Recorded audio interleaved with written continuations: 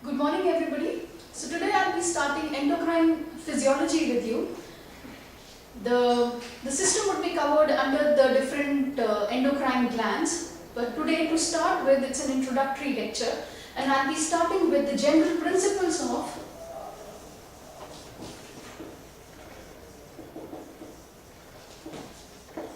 endocrine physiology. That's general principles of endocrine physiology. And my today's lecture would be subcategorized into the general functions of endocrine system, the core component which form the endocrine system, the hormone chemical nature and the mechanism of action, the hormone receptor structure and the signal transduction, and at the end the regulation of the hormonal levels in the body. So first of all, to start with, general functions. So what do you think is the main functions of the different endocrine glands in the body or the endocrine physiology? Anybody? So the main function is to maintain homeostatic environment. That is to maintain homeostatic environment. What do you understand by the term homeostatic? The word homeostatic in or the stasis means relatively stable condition. So we can say that the main function of the endocrine system is to maintain a relatively stable condition in the body. And to do this, or to maintain a relatively stable condition or a homeostatic condition, the key functions of the endocrine system are to regulate growth and development of the organism, to regulate sodium and body water balance. This is important to maintain a stable blood pressure and the blood volume in the body, to regulate calcium and phosphorus,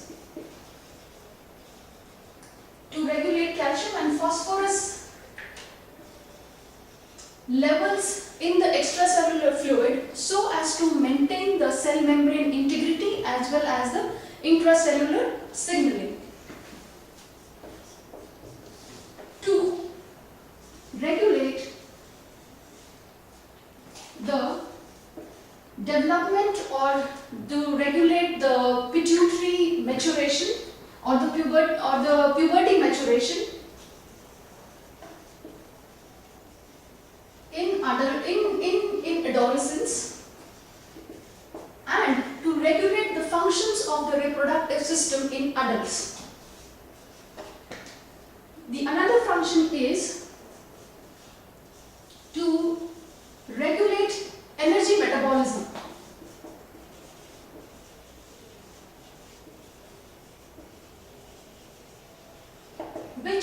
Which in turn also comprises the fuel utilization, the fuel mobilization, so as to have an adequate energy metabolic state inside the body so that the organism can function. So these are some of the key functions which the endocrine system helps or carries out so as to maintain a stable condition inside the body, which are to regulate growth and development, to regulate the blood levels or the systemic levels of sodium and water balance, calcium and phosphorus balance, to regulate reproductive physiology or the reproductive functions and the energy metabolism. So what do you understand by the, or what do you think are the core components of the endocrine physiology. The core components of the endocrine physiology are the endocrine gland,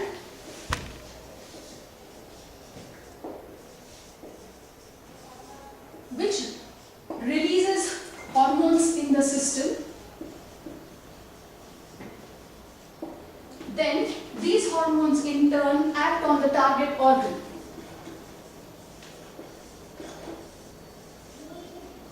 So the main components or the core component of the endocrine physiology are endocrine gland, the hormone, and the target organ. Unlike the renal, cardiovascular, or the digestive system or the digestive systems, endocrine glands are not anatomically linked or anatomically joined. They are scattered throughout the body, and they release hormone in the interstitial fluid around them, and that is carried through the blood to their target organs. And hormones can be secreted. These are the small chemical compounds which are secreted by the endocrine gland in the body, and they can be secreted also from brain, like the ACTH and thyroid stimulating hormones, and also from adipose tissue like leptin. So not only endocrine glands, but the hormones or the chemical compound can be secreted from the other places in the body, which have an effect on the target organ. So target organ is the cell which carries the receptor for the hormone. So this is the receptor for the hormone, wherein it binds and then ultimately leading to the biological response or action. So the core components of the endocrine physiology are the endocrine gland, the hormones, and the target organ. Now coming on to the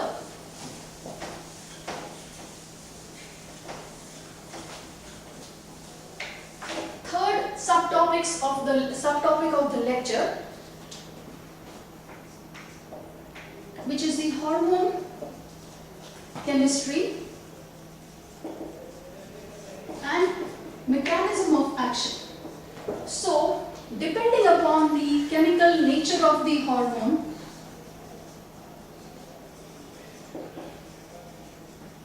chemical structure or chemical nature of the hormone, they can be divided into three types: protein or polypeptide,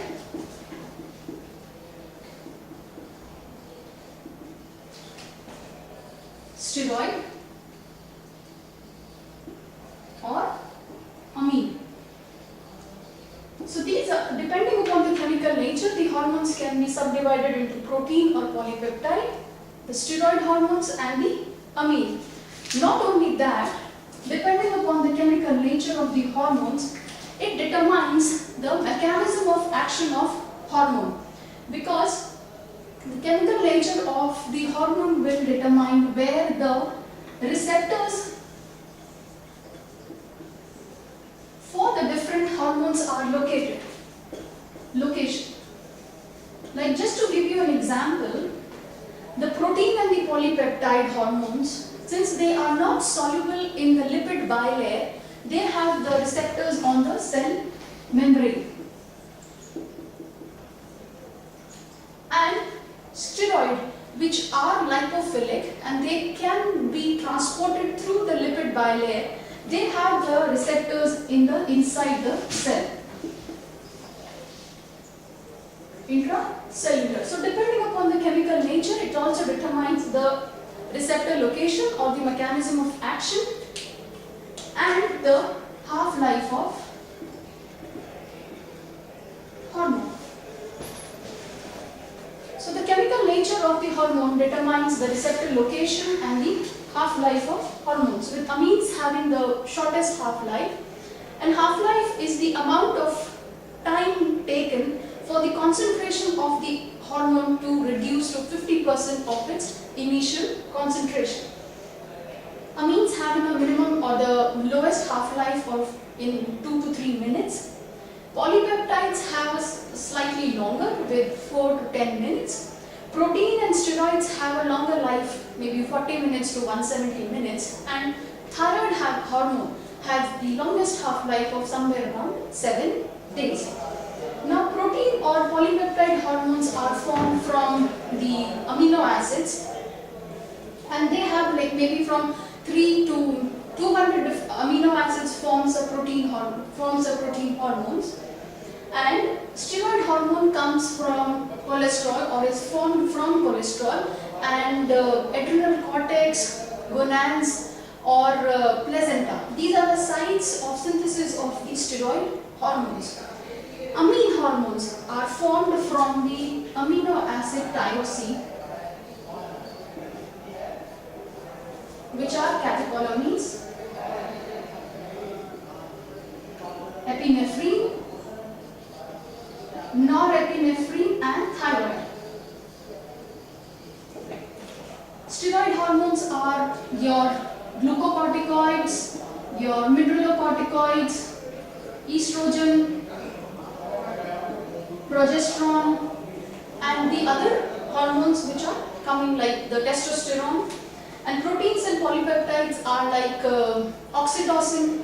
These are the different proteins and polypeptide hormones. Now, first of all,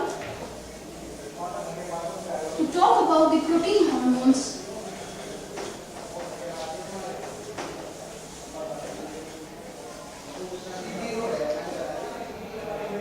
so this was about like how the chemical nature of the hormone determines the different types of hormone. Coming on to the hormone receptors,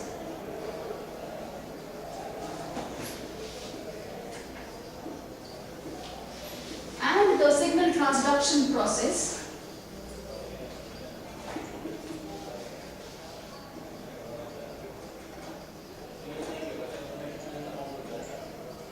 So, depending upon the chemical nature of the hormone receptors are either intracellular or located on the cell membrane. Cell membrane receptors or intracellular. Intracellular receptors. So, first of all, coming to the cell membrane receptors, they can be further divided into two types: ligand-gated ion channel receptors, gated ion channel receptors, or the receptors which are responsible for modulating the activity of different proteins inside the cell, regulating the activity of intracellular proteins.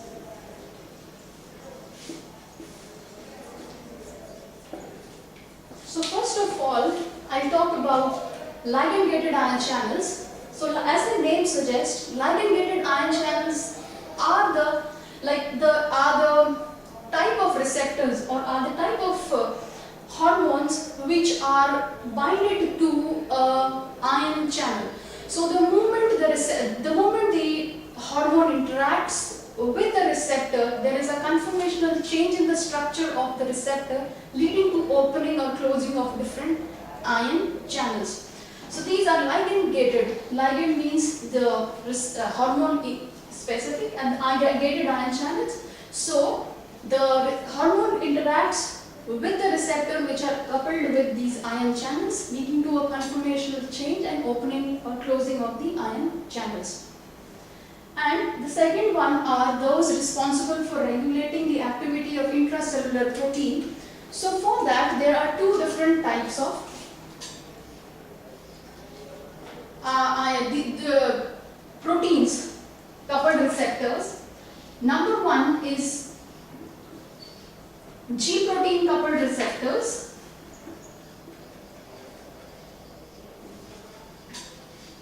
Coupled receptors.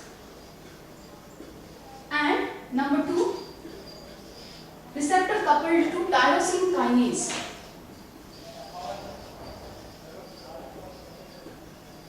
Tyrosine kinase coupled receptors. First of all, coming to the G protein coupled receptors.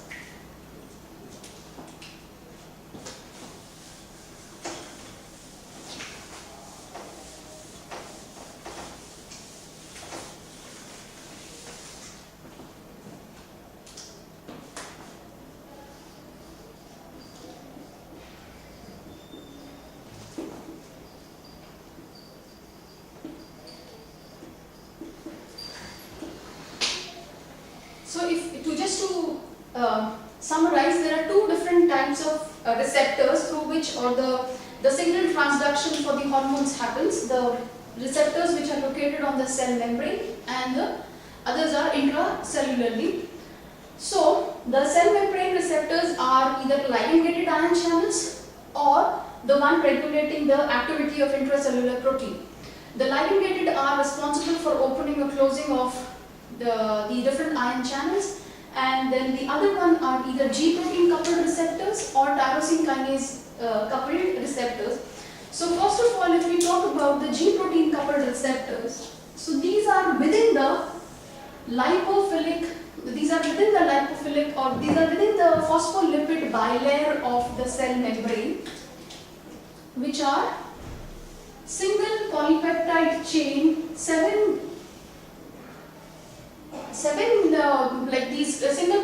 these are made up of single polypeptide chain and 7 transmembrane domains.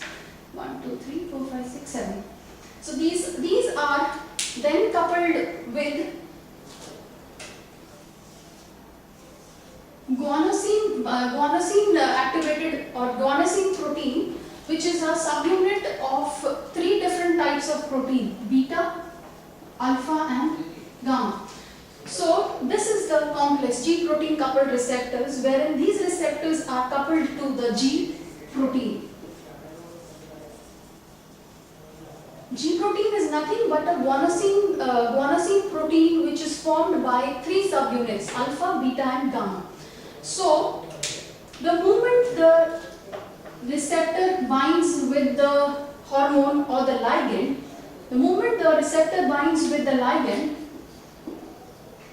it undergoes a conformational change, leading to formation of GDP.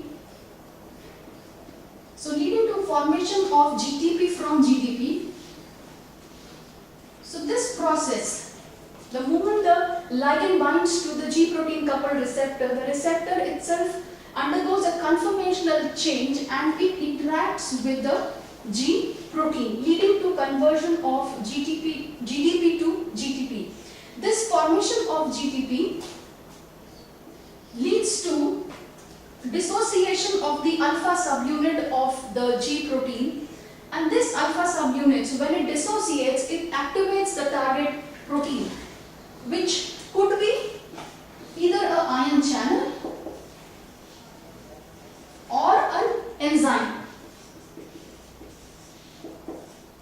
So dissociation of the alpha protein leads to activation of either an ion channel or an enzyme. Now coming on to the different enzymes which it can activate is adenyl cyclase or phospholipase C. Now to give you an example,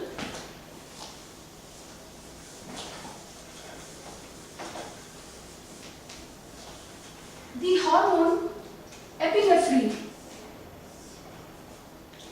when it binds to its receptor, the hormone epinephrine, which is the main neurotransmitter of or main hormone of the sympathetic nervous system, when it binds to the G protein coupled receptors, so that is associated with G alpha S. So the alpha subunit is stimulating the enzyme activity of adenyl cyclase.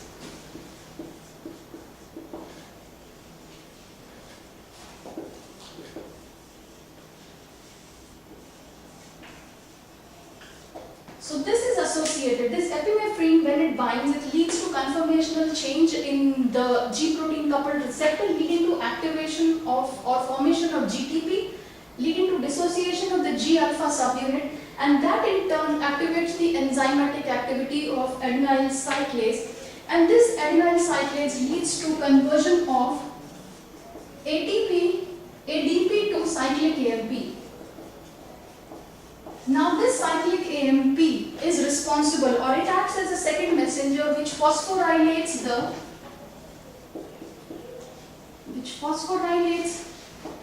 the different proteins, which ultimately leads to the biological effect. So for in this case it will lead to conversion of glycogen to glucose, increase in the heart rate, and other biological effects. So this is what happens when epinephrine binds to its ligand receptor. So it acts through a G protein coupled receptor mechanism, leading to activation of the G protein or conformational change in the G protein the moment the ligand binds, formation of the dissociation of the G alpha subunit, which is associated with these G alpha subunits. G alpha could be associated with a couple of different alpha subunits.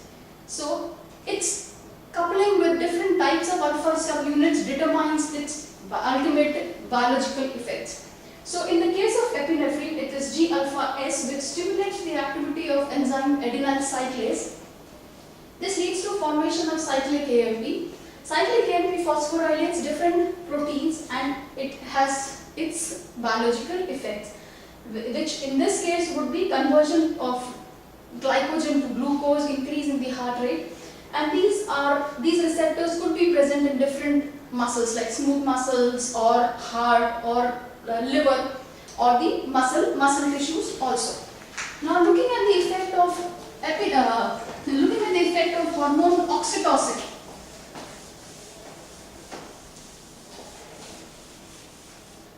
So the hormone oxytocin, when it interacts with its receptor on the G protein coupled receptors, it leads to activation of G alpha Q subunit. So this leads to activation of the enzyme phospholipase C.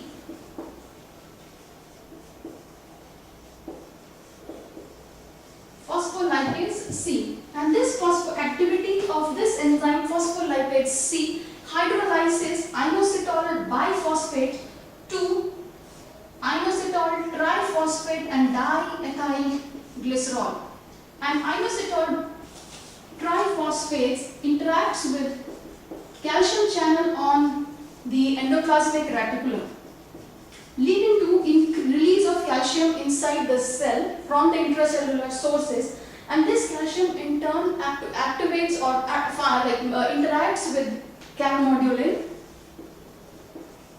leading to formation or muscle contraction. The diethyl glycerol on the other hand activates phospholipase A. So this is how the enzyme oxytocin acts, by interacting with its ligand on the G protein coupled receptors, the G alpha Q, which leads to activation of the enzyme phospholipase C, leading to hydrolysis of inositol biphosphate to inositol triphosphate and diethyl glycerol. Inositol triphosphate has its receptors on the calcium storage organelles inside the cell, the endoplasmic reticulum, and leading to release of calcium from these intracellular storage spaces inside the cell.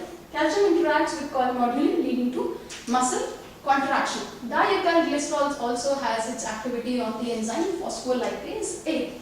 So this is how these hormones activate the G protein coupled receptors. So this was all about the cell surface receptors. Coming on to the second, which is the receptors inside the cell, the intracellular receptors. So steroids which are lipophilic, so they can be easily dissolved in the phospholipid bilayer of the cell membrane, and so steroids can easily dissolve, and they have receptors either in the cytoplasm of the cell, so they interact with its receptor inside the cytoplasm, or they can enter the nucleus and interact with the nuclear receptors.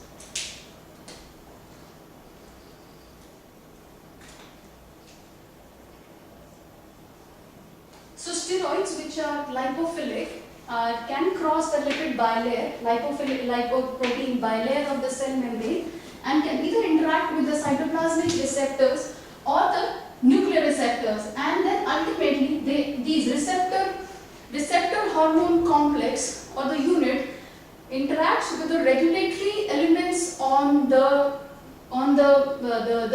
gene and are responsible for modifying the gene genetic transcription